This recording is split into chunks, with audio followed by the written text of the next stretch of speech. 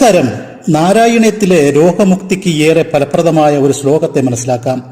ഏത് രോഗങ്ങളും മാറ്റുവാനും ഭഗവാന്റെ ഈ അത്ഭുത ശ്ലോകത്തിന് കഴിയുന്നതാണ്. ഇത് 8-ാം ദശകത്തിലെ 13-ാമത്തെ ശ്ലോകമാണിത്.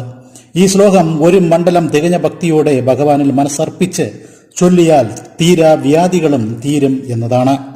ശ്ലോകം ഇതാണ്: അസ്മിൻ പരാത്മന്നനുപാത്മകൽപേ ത്വമിത്താമുത്താഭിതാപത്മയോനിഃ ആനന്ദഭൂമാ മമ രോഗരാശിം നിരുന്ധി വാതാലയ വാസാ വിഷ്ണു.